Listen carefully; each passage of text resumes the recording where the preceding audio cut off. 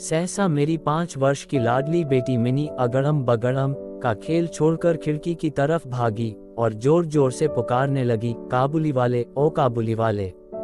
मैं इस समय उपन्यास लिख रहा था।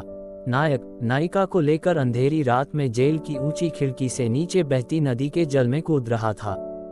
घटना वहीं रुक गई। सोचने लगा, मेरी बेटी कितनी चंचल और बातूनी है। अभी कुछ पल पहले वह मेरे पैरों के पास बैठी खेल रही थी कि अचानक उसे यह क्या सूझी। मिनी के इस काम से मुझे अचरज तो नहीं हुआ, पर परेशानी जरूर महसूस हुई। मैंने सोचा, बस अब पीठ पर झोली लिए काबुली वाला आ खड़ा होगा, मेरा 17वां अध्याय अब पूरा नहीं हो सकता। ज्यों ही काबुली वाले ने हंसकर मुंह फेरा और मेरे घर की ओर आने लगा, त्यों ही वह घर के अंदर भाग आए। उसके मन में एक झूठा विश्वास था कि काबुली वाला अपनी झोली में उसी की तरह के 2-4 चुराए गए बच्चे छिपाए रहता है। इधर काबुली वाला आकर मुस्कुराता हुआ मुझे सलाम करके खड़ा हो गया।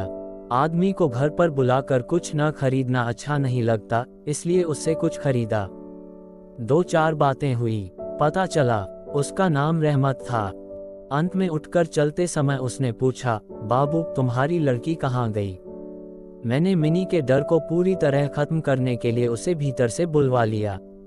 वह मुझसे सटकर काबुली वाले के चेहरे और झोली की ओर शक भरी नजर से देखती हुई खड़ी रही। काबुली उसे झोली के अंदर से कुछ सूखे मेवे निकाल कर देने लगा, पर वह लेने को किसी तरह राजी नहीं हुई। दुगने डर से मेरे घुटने से सटकर रह गई। कुछ दिन बाद एक दिन सवेरे किसी काम से घर से बाहर जाते समय देखा कि मेरी नन्ही बेटी दरवाजे के पास बेंच के ऊपर बैठी अपनी बेसिर पैर की बातें कर रही है। काबुली वाला उसके पैरों के पास बैठा मुस्कुराता हुआ सुन रहा है। वह बीच बीच में मिनी की बातों पर अपनी राय भी बताता जाता है। मिनी को अपने 5 साल के जीवन में पिता के अलावा ऐसा धीरज रखकर उसकी बातों को सुनने वाला कभी नहीं मिला था। मैंने ये भी देखा कि उसका छोटा आंचल बादाम किशमिश से भरा था। मैंने काबुली वाले से कहा, उसे ये सब क्यों दिया? अब फिर मत देना। मैंने जेब से एक अठन्नी निकालकर उसको दे दी। काबुली वाले ने अठन्नी मुझसे लेकर अपने झोले में रख ली। घर लौटकर आया तो देखा कि उस अठन्नी को लेकर पूरा झगड़ा मचा हुआ है। मिनी की माँ उससे पूछ रही थी, तुझे यह अठन्नी कहाँ मिली? मिनी कह रही थी, काबुली वाले ने दी। मैंने मांगी नहीं थी, उसने खुद दे दी। मैंने मिनी की मां को समझाया और मिनी को बाहर ले गया। पता चला कि इस दौरान काबुली वाले ने लगभग रोज आकर मिनी को पिस्ता बादाम देकर उसके नन्हे दिल का विश्वास पा लिया है। वे आपस में दोस्त बन गए हैं। दोनों में कुछ बंधी हुई बातें और हंसी मजाक चलते। काबुली वाले रहमत को देखते ही मेरी बेटी हंसते हुए पूछती, काबुली वाले तुम्हारी झोली में क्या है? रहमत हंसते हुए उत्तर देता, हाथी। मतलब उसकी झोली में हाथी है। इस बात से दोनों खूब हंसते। उनमें एक और हंसी भरी बात चलती थी। रहमत मिनी से कहता, मिनी तुम क्या ससुराल कभी नहीं जाओगी? ससुराल का मतलब नहीं समझने के कारण मिनी उलटकर पूछती, तुम ससुराल जाओगे? रहमत ससुर के लिए खूब मोटा घूसा तान कर कहता, मैं ससुर को मारूंगा। सुनकर मिनी ससुर नाम के किसी अनजाने जीव की पिटी पिटाई हालत के बारे में सोचकर खूब हंसती। मुझमें देश विदेश घूमने की इच्छा है, लेकिन अपने कमरे से बाहर निकलते ही घबराहट होने लगती है। इसलिए सुबह अपने कमरे में मेज के सामने बैठकर इस काबुली के साथ बातचीत करने से बाहर घूमने का काफी काम हो जाता है। वह टूटी फूटी बंगला में अपने देश की बातें कहता है और उसकी तस्वीरें मेरी आंखों के सामने आ जाती हैं। लेकिन मिनी की माँ बहुत शक्की स्वभाव की महिला थी। रहमत काबुली वाले पर उन्हें भरोसा नहीं था। उन्होंने मुझसे बार बार उस पर खास तौर से नजर रखने के लिए प्रार्थना की। उनके शक को हंसकर उड़ा देने पर उन्होंने कई सवाल किए, क्या कभी किसी के बच्चे चोरी नहीं जाते? एक लंबे चौड़े काबुली के लिए एक छोटे से बच्चे को चुरा ले जाना क्या बिल्कुल नामुमकिन है? मुझे मानना पड़ा कि ये बातें नामुमकिन नहीं हैं, लेकिन मैं इस कारण भलेमानस रहमत को घर आने से मना नहीं कर सकता था। हर वर्ष माघ के महीने के बीचों बीच रहमत अपने देश चला जाता। इस समय वह अपना सारा उधार रुपया वसूल करने में जुटा रहता, लेकिन फिर भी एक बार वह मिनी से जरूर मिल जाता। जिस दिन सुबह समय नहीं मिलता तो शाम को आ पहुंचता। कभी कभी अंधेरे कमरे में उसे बैठा देखकर सचमुच भय सा लगता, लेकिन जब उन दोनों की भोली भाली बातें सुनता तो हृदय प्रसन्नता से भर उठता। एक दिन सवेरे मैं अपने कमरे में बैठा पढ़ रहा था, तभी सड़क पर बड़े जोर का हल्ला सुनाई पड़ा। आंख उठाई तो देखा दो पहरे वाले अपने रहमत को बांधे लिए आ रहे हैं। उसके पीछे तमाशबीन लड़कों की टोली चली आ रही है। रहमत के शरीर और कपड़ों पर खून के दाग हैं।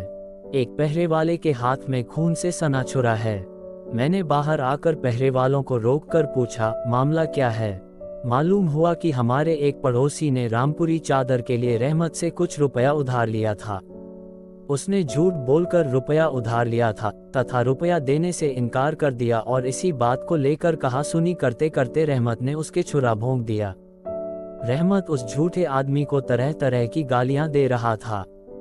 तभी काबुली वाले, ओ काबुली वाले, पुकारती हुई मिनी घर से बाहर निकल आई। पलक मारते रहमत का चेहरा आनंद से खिल उठा।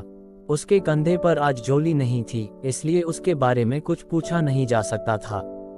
मिनी ने छूटते ही उससे पूछा, तुम ससुराल जाओगे?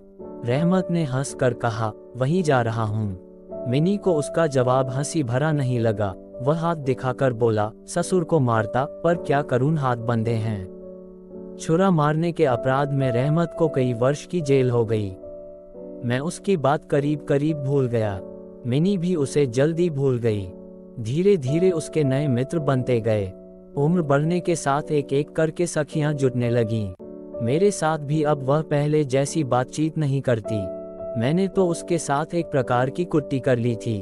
बहुत सुहावनी सुबह थी। आज मेरे घर में शहनाई बज उठी थी। उसके स्वर मेरे हृदय को अंदर से रुला रहे थे। मेरी लाडली बेटी मुझसे विदा होने जा रही थी। आज मेरी मिनी का विवाह था। सवेरे से ही विवाह की तैयारियां हो रही थीं। मैं बाहर के कमरे में बैठा हिसाब देख रहा था। तभी रहमत आकर सलाम करके खड़ा हो गया। मैं पहले उसे पहचान नहीं सका। उसके पास न वह झोली थी, न उसके वे लंबे बाल। शरीर भी कमजोर हो गया था। आखिर उसकी हंसी देखकर उसे पहचाना। मैंने कहा, क्यों रे रहमत, कब छूटा? उसने कहा, कल शाम को जेल से छूटा हूँ। बात सुनकर कानों में जैसे खटका हुआ। आज के शुभ दिन यह आदमी यहाँ से चला जाता तो अच्छा होता। मैंने उससे कहा, आज हमारे घर में एक काम है, मुझे बहुत से काम करने हैं, आज तुम जाओ। बात सुनते ही वह चल दिया और दरवाजे के पास पहुंचकर बोला, क्या एक बार मुन्नी को नहीं देख सकूंगा? शायद उसे विश्वास था मिनी अब भी वैसी ही होगी, नन्ही सी बच्ची जो पहले की तरह ही काबुली वाले कहती हुई दौड़ी आएगी, बच्चों जैसी हंसी भरी बातें करेगी। वह पहले की तरह उसके लिए किसी से मांग चांग कर एक डिब्बा अंगूर और किशमिश बादाम लाया था। मैंने कहा, आज घर में काम है, वह किसी से मिल नहीं सकेगी। वह दुखी मन से सलाम बाबू कहकर दरवाजे के बाहर चला गया। मुझे अपने मन में न जाने कैसा एक दर्द महसूस हुआ। सोचा उसे वापस बुलवा लूं, तभी देखा वह खुद लौटा आ रहा है। पास आकर बोला, ये अंगूर और थोड़े से किशमिश बादाम मुन्नी के लिए लाया था, दे दीजिएगा। उन्हें लेकर जब मैं दाम देने लगा तो वह मेरा हाथ पकड़कर बोला, मुझे पैसा मत दीजिए बाबू, जिस तरह तुम्हारी एक लड़की है उसी तरह देश में मेरी भी एक लड़की है। मैं उसी का चेहरा याद करके तुम्हारी मुन्नी के लिए थोड़ी मेवा लेकर आया हूँ, सौदा करने नहीं। ये कहते हुए उसने अपने कुर्ते में कहीं छाती के पास से मैले कागज का एक टुकड़ा निकाला और बहुत सावधानी से उसकी तह खोलकर मेरी टेबल पर बिछा दिया। देखा, कागज पर किसी नन्हे हाथ की छाप थी। फोटो नहीं, रंगों से बना चित्र नहीं, प्यारी बिटिया के हाथ में थोड़ी सी कालिख लगाकर कागज के ऊपर उसकी छाप ले ली गई थी। अपनी प्यारी बिटिया के हाथ की इसी यादगार को सीने से लगाए रहमत कलकत्ते की सड़कों पर मेवा बेचने आता, मानो उस सुंदर कोमल नन्ही बच्ची के हाथ की छुअन भर उसके हृदय में अमृत की धारा बहाती रहती। देखकर मेरी आंखें छलछला आए। उस समय मैंने समझा कि जो वह है वही मैं हूँ। वह भी पिता है, मैं भी पिता हूँ। मैंने उसी समय मिनी को भीतर से बुलवाया। शादी की लाल साड़ी पहने, माथे पर चंदन लगाए, बहुवेश में मिनी लज्जा से मेरे पास आकर खड़ी हो गई। उसको देखकर काबुली वाला सक पका गया। अपनी पुरानी बातचीत नहीं जमा पाया। अंत में हंसकर बोला, मुन्नी, तू ससुराल जाएगी? रहमत का प्रश्न सुनकर लज्जा से लाल होकर मिनी मुंह फेर कर खड़ी हो गई। मुझे काबुली वाले और मिनी की पहली भेंट याद हो आए और मैं कुछ दुखी हो उठा। मिनी के चले जाने पर गहरी सांस लेकर रहमत जमीन पर बैठ गया। अचानक उसकी समझ में साफ आ गया, इस बीच उसकी बेटी भी इसी तरह बड़ी हो गई होगी। इन 8 वर्षों में उस पर क्या बीती होगी, ये भी भला कोई जानता है। उसका चेहरा दुख और चिंता से भर उठा। मैंने एक नोट निकालकर उसे देते हुए कहा, रहमत, तुम अपनी लड़की के पास अपने देश लौट जाओ। तुम्हारा मिलन सुख मेरी मिनी का कल्याण करे।